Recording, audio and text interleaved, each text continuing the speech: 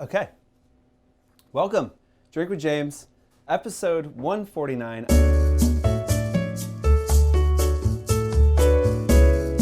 I am in the great north here. I am in Hudson, New York for Design Hudson. We brought a small group of influencers up here to kind of kick off a weekend here. It's the second annual Design Hudson event. And if you haven't been to Hudson, New York, then you don't yet know what you're missing. I've been up a few times. It's this amazing town 2 hours north of New York City. They've got great shopping. They've got great antiques.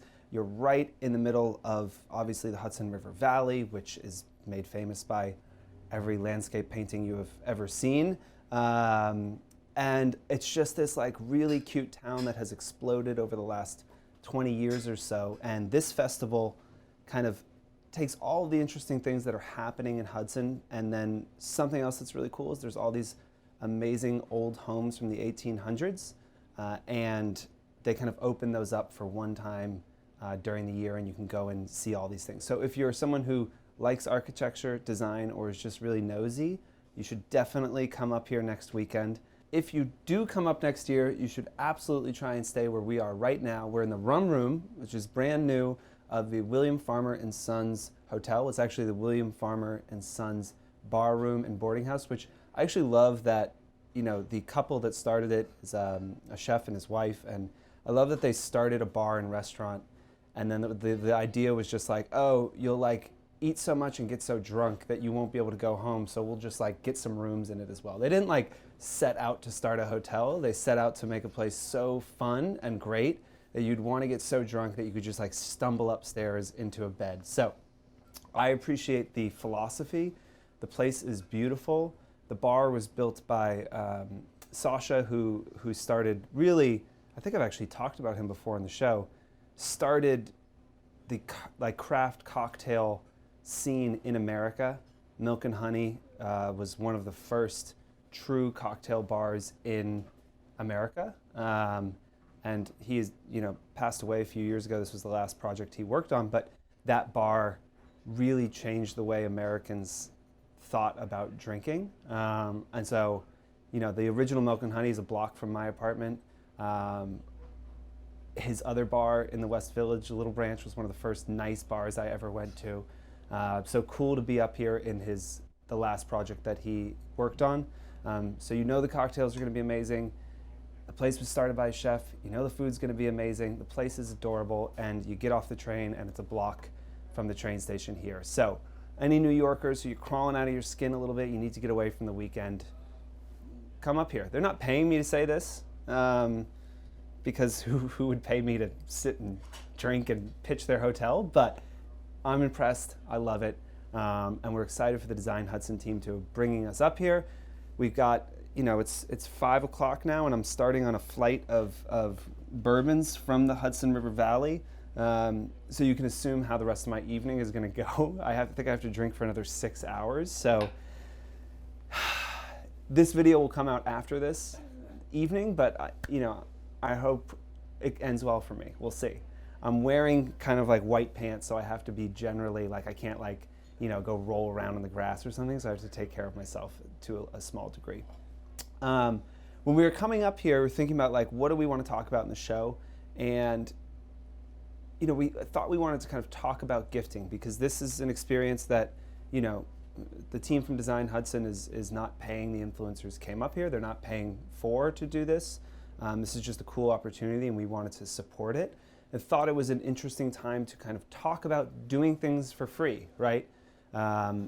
We've also heard from a lot of our clients recently that running gifting campaigns is getting increasingly difficult. And that's certainly a new thing where like influencers are just straight up not doing things for free. My first caveat and thing to say is that like that is the wrong attitude. I know that there is this like, this is my job and like I deserve to be paid, and that is totally true. But if you're taking the stance of like, I don't do anything for free, I think you're doing yourself a big disservice. There is a right and wrong way to think about gifting. There's a right and wrong way to interact with the brands that are trying to get you to do things for free.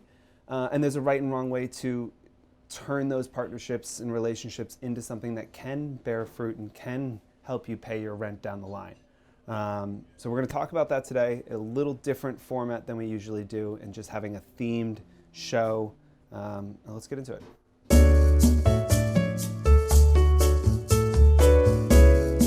Question number one is, how should I respond to a brand that reaches out and trying to get me to do a gifting campaign? So I think first thing, and this is fundamental to any sales conversation that you are having, is that like you have to first like understand the power balance of the relationship, right? Like, does this brand, is this brand a really established, loved brand that has more kind of clout than you do? Or are they a brand new brand and you're a big influencer and they want to use your position in the industry and your audience to try and pull their clout up? Those are two really different scenarios, and I would treat them in two different ways, right? Like, obviously if Chanel reaches out and says they want to send you a bag, you're not going to send them your price sheet, obviously. And that's an extreme example, but there are more nuanced ones, and I think understanding the power balance is super important to being able to do this stuff effectively. So a brand reaches out and they say, hey, I want to send you something. I think that like first, I've talked before about how I hate unboxing videos. I think they're trashy. I think they're boring. I think they're lazy, and I would love to not see them anymore. So I think the first thing is that like you should not take the product if you don't want it and you don't think that you would post about it. If there was no way you're going to post about it and you're just going to give the product to your assistant or to your mom, I don't think you should be taking that product. I think it's a waste of your time. It's a waste of the brand's time. And it's just like disingenuous. So like you should first kind of put yourself in that mindset of being like, would I in any way incorporate this into my stories or into a post? If no, just respectfully pass and say, right now, I'm not accepting gifting. Thank you so much. Keep me in mind for future paid opportunities. That's an easy, classy way to like get out of that. I think a lot of influencers, what they do is they reach back out and they say like, do you have a budget? Again, I think that is not the way to do it. You have to understand the steps of a relationship, and like part of the sales relationship is validating yourself and building trust with that partner. So asking for money before you've ever talked or before you've done any work for them is probably not going to like bear fruit for you. Again, also do some research on the brand. Figure out if you think they have money. Like dig into the brand a little bit. See how long they've been around before you go out asking for money. Certainly if Procter & Gamble is reaching out to you, yes, they have marketing budgets.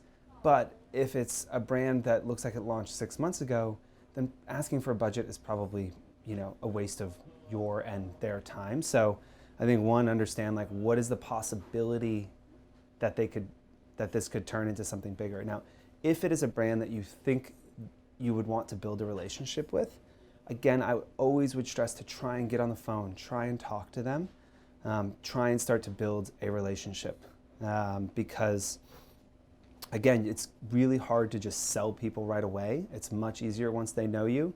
So if you think there's an opportunity there, try and push them to get on the phone. Try and talk it out. Say, hey, I don't usually do gifting, but I'd love to get on the phone and talk about this and see what the kind of possibilities are for the future. Another way to build a relationship with the brand, if you think that it is somebody that could down the line be a good partner for you, is to accept the gifting and commit to doing something and proving to them that you're invested and that you're interested. I think that like it's a two-way street. I think that gifting has become this kind of gross thing, and some of it is the fault of the influencers and some of it is the fault of the brands. And I think for the most part, everyone is treating things too transactionally, of just like, brands are just like, I'm gonna send this shit to an influencer and get them to post it on their stories.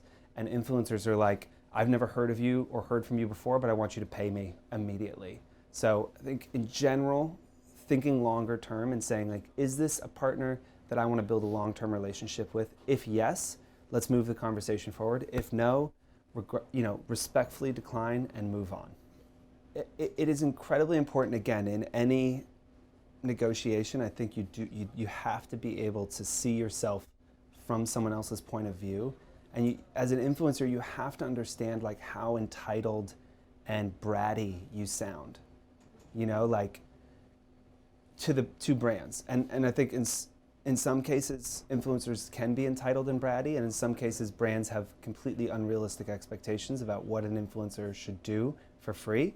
And there's a middle ground there, and I'd love for us to get there, but it's become fairly toxic, where brands are like, fuck these influencers. Like, every time I try and send them something that's worth $500, all they do is ask for payment. And again, part of this is also understanding where your following's at, right? Like, if it's a $500 product and you have 20,000 followers, then that product is worth $300 more than I would ever pay you for a sponsored post. So like, if you want the product, they're kind of paying for it. If you don't want the product and you don't think it's worth $500, then like, move on. But like, everyone, and again, I just sent an email to brands about gifting today, and I'm yelling at them too. So like, don't feel like I'm just yelling at influencers, but like, you have to root this stuff in reality and understand what is reasonable. And being an influencer with 15,000 followers, sending back prices when a brand reaches out for gifting is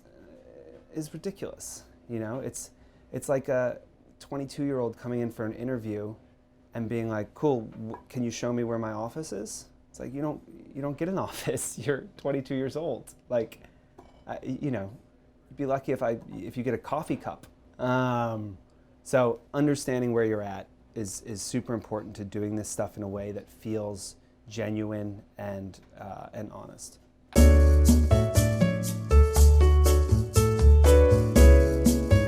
I'm gonna skip to the expensive stuff real quick.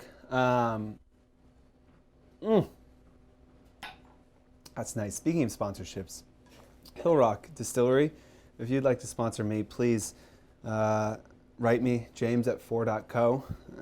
I do accept gifting. I'm shameless. I'll take anything.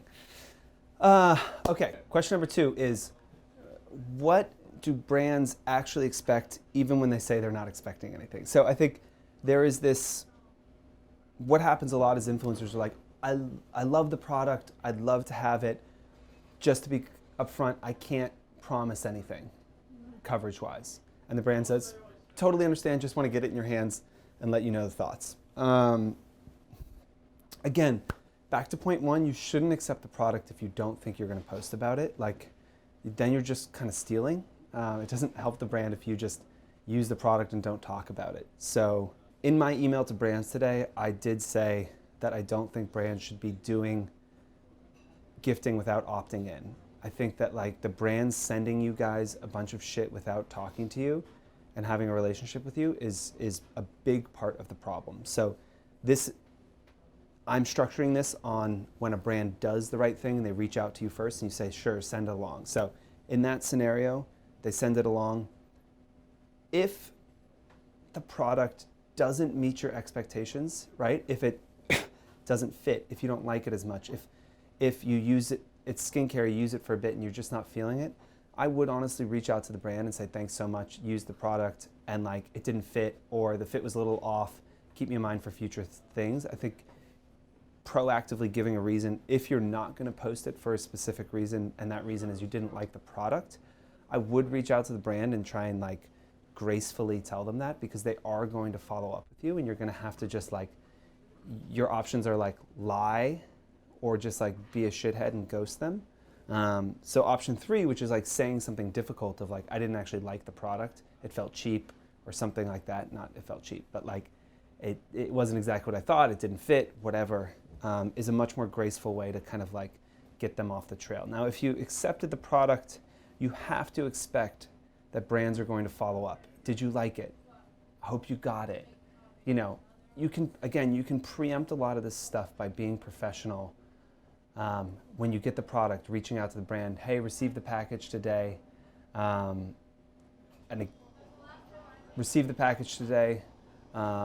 looking forward to like trying it out. Again, what your goal is here is to build a relationship, because like you can turn relationships into money. So in building a relationship, you want to be overly communicative because it will also show a level of professionalism that just generally doesn't exist in the influencer space. So you communicate, but yeah, understand that like the brand, even if they say they're not expecting you to post, they're expecting you to post. And you will have to either have a reason why you didn't post, because if we accept the fact that when brands send something and you say, sure, send it through, they're expecting you to post and you don't, no matter what, they're coming out of that feeling like you're an entitled brat and they're never going to work with you again. So I think you really need to be strategic in the stuff that you take and in managing those relationships and, and giving them, again, if the product is decent and you like it, like giving them at least a story is not that hard. Here's the reality of like adulthood. Even if you feel like people's expectations are unfair, they exist and you're being held to them. And so like know that and react to it. And like you can really set yourself apart in the influencer space in being communicative. And if you say, sure, send me a product, make sure to incorporate it in some way into your feed.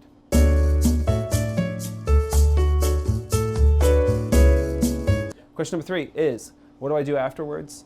What do I do after, I've posted something or incorporated it, and how do I turn this into paid work? And something that I think influencers, you guys aren't thinking enough about is lifetime value of a customer. We've talked about that before, where like, it's not about optimizing for how much money can I get out of this brand today, but optimizing for how much money can I get out of this brand over the next 3 to 5 years. That is where you really unlock value. And you guys live in a world that is cyclical and is up and down. I talk to influencers all the time. They say like, 1 month I'll have 10 sponsored posts, and then over the next 2 months I'll have 3. And it's really up and down, and there's kind of boom and bust periods that are really frustrating. Well, one way to alleviate that kind of cyclical, bumpy nature of how you're making money is to build long-term partnerships with brands and build relationships with them and have those brands come back to you over and over again. And to build long-term partnerships, again, you have to think about the relationship in terms of what is the lifetime value of this customer and optimizing for that, not for the short term. So you've posted your post. Obviously, the first thing you need to do, as we said, is you've got to send a report, send the content, send the content through to them, show them if you got any DMs, highlight comments where people talked about the product. Whatever you can do to make it look like your audience really, really resonated with this product and with this collaboration, the better. And then you have to ask for the sale. You always have to say, like, if you hadn't gotten on the phone with them yet, I would say, would love to get on the phone and talk about, projects you have coming down the pipeline. If you feel like you already have a relationship with them, even when you send them that report saying like, hey, love for you to keep me in mind as you do have budget moving forward, and I'd love to be a part of any of the paid campaigns that you're working on. Like, if you don't ask for things, it is obviously much less likely that you are going to get them. So make sure you're asking for the sale, and make sure you are keeping a relationship up with that brand.